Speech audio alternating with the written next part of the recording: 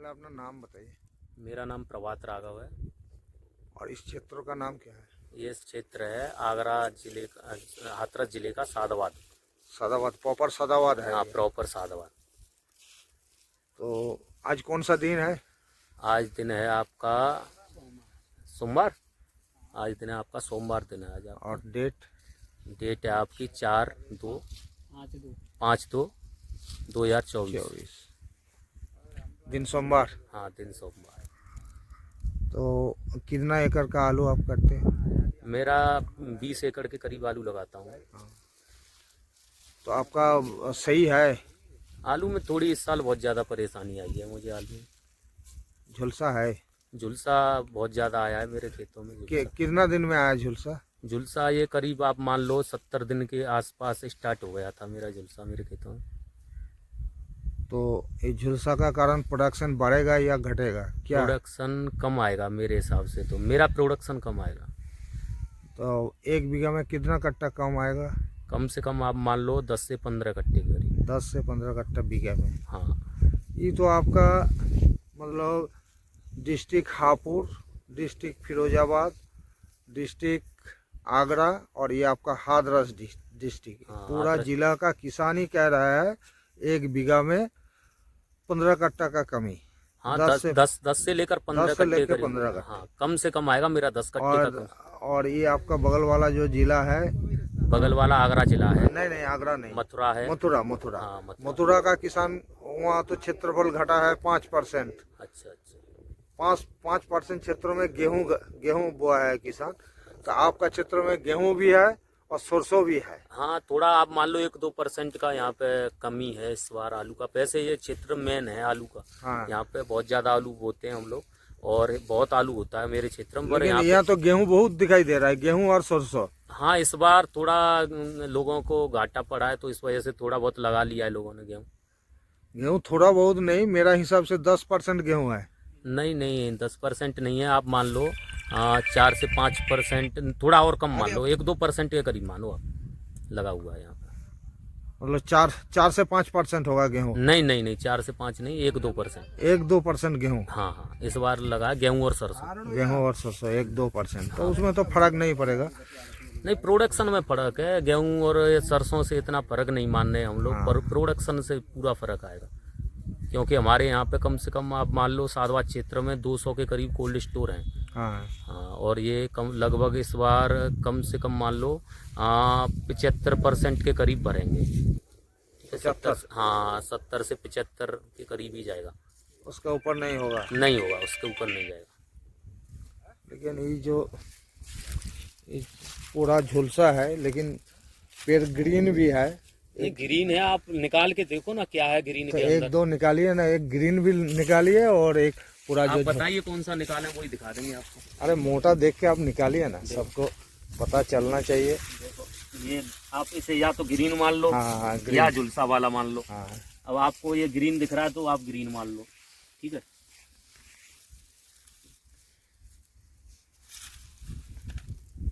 ये कौन सा प्रजाति का आलू है ये? 37? ये पुष्कर है, ये पुष्कर। पुष्कर? हाँ। मतलब पुष्कर तो हाइब्रिड ही है। हाँ, हाइब्रिड है, हाइब्रिड है। इसमें वैसे पिछले साल इसमें जैसे दाने पड़ते थे, तो कम से कम आप मान लो 16-17 दाने रहते थे इसमें। हाँ। ठीक है, अभी देखो आप दाने गिनना, अभी मैं और खोद के दिखा रहा हूँ आपको दूसरा पेड़ में। ठीक है, नहीं नहीं, इसी पेड़ में दिखा देता हूँ। ठीक है, हाँ, खाली दिखा देता हूँ। अब और आप नहीं है। देखो, ठीक है। ठीक। ये कितने, 1 2 3 6 और 1 7 आलू हैं। 7? हाँ, और पिछले साल इसमें कम से कम इसी में 12-13 नॉर्मल दाने निकलते थे, और 7 दाने जो थे वो मोटे के होते थे। आगे और दिखा दो। और देख लो आप, और बताओ कहाँ पे दिखाऊं, कौन सा दिखाऊं? ग्रीन दिखाऊं? हाँ, ग्रीन। जो 2 आलू हैं, 2 पेड़ हैं। चलो, ठीक है। ठीक।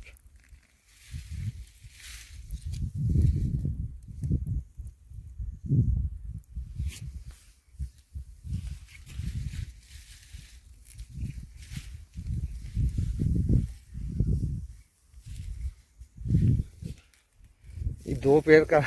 हाँ 2 पेड़ का है। हाँ कोई बात नहीं, 2 पेड़ का है, 2 पेड़ के हिसाब से लगा लेना। हाँ ठीक है, ठीक।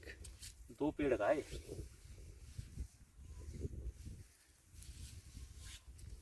ठीक, देख लेंगे थोड़ा और।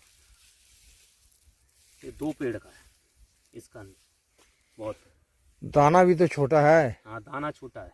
अब देखो 2 4 और 4 8 4 12 16 16 17, छोटा छोटा दाना। एक पेड़ में 8 का एवरेज आ रहा है एक पेड़ हाँ में। हाँ, एक पेड़ में 8 का एवरेज आ रहा है। वो भी छोटा है। पिछले साल ये एक पेड़ में लगभग 16 दाने निकलते थे, इसमें 15-16। हाँ, इसमें आधा आधा आधा, निकला। हाँ आधा के करीब निकला। और साइज भी कम है। पिछले साल साइज ऐसा था इसमें, बड़ा बड़ा। मोटा था। हाँ बहुत बड़ा बड़ा था। और इस साल साइज भी हाँ मतलब छोटा है, आधा है। हाँ जी, हाँ जी। तो प्रोडक्शन तो बहुत कम। हाँ आप मान लो अभी खुदा नहीं है, अब हम अंदाजा लगा रहे हैं कम। हाँ। लगभग 10 से 15 कट्टे का। अगर मान लो खुदाई पे पता चलेगा अब कितना कम आएगा, हाँ पर अंदाजे से तो कम है, बहुत कम है। पर इनसे बात कर लो, हमारे भैया हैं।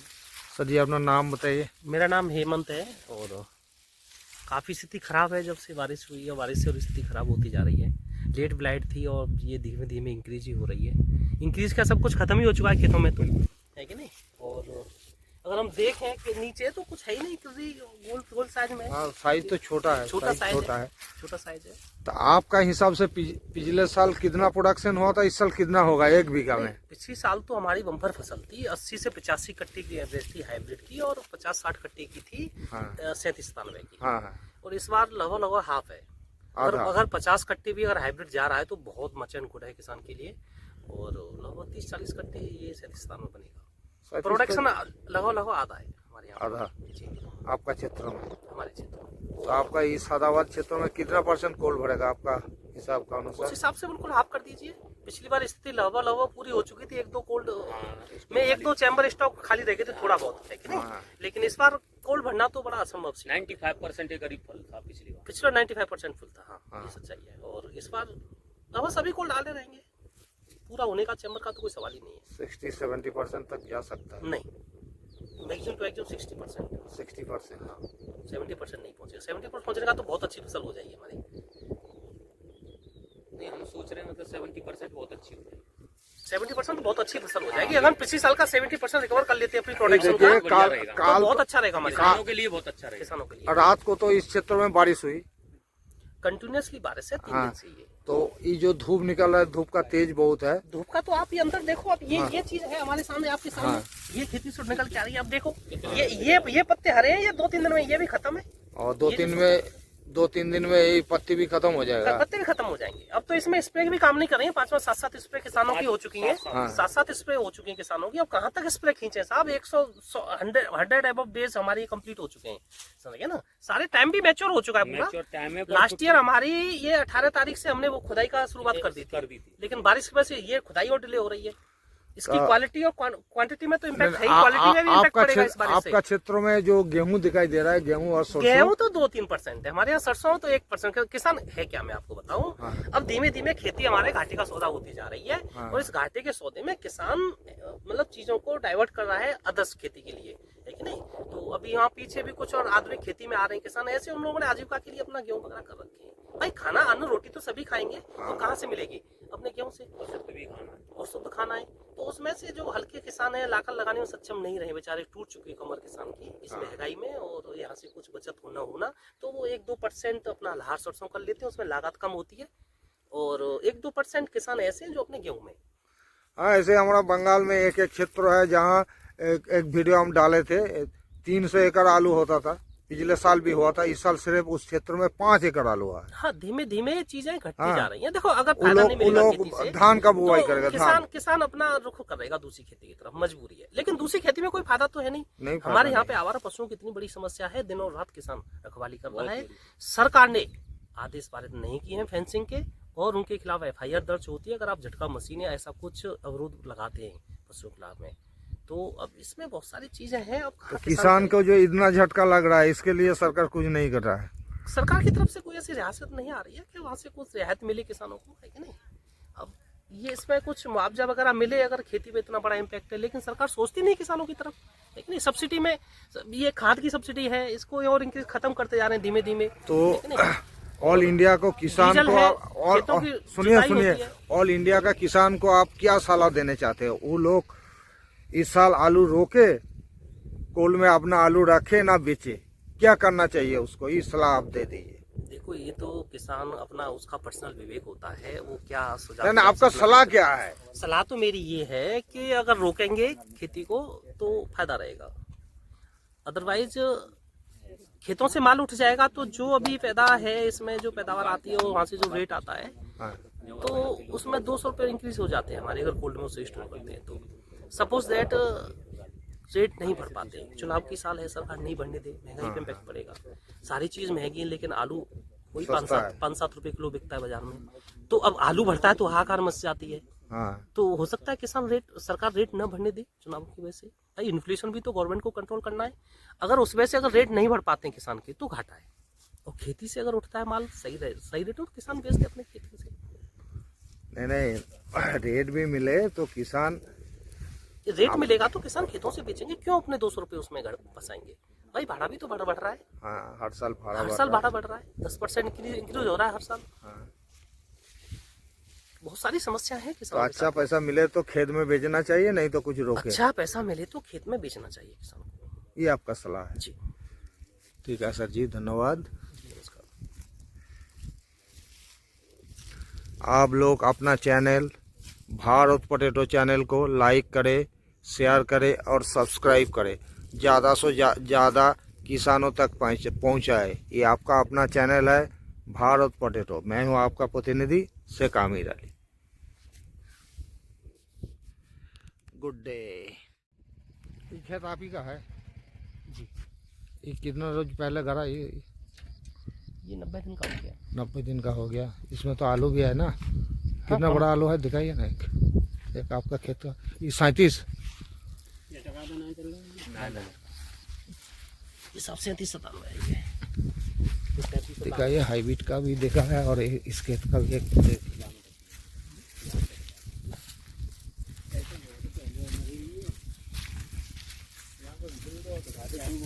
देखो ये पेड़ है, बिल्कुल हाँ, स्वस्थ पेड़ है ये, ठीक है ना? स्वस्थ पेड़ है, इसके नीचे मैं निकाल दूंगा आलू। ये आलू निकल रहे हैं साहब इसके नीचे।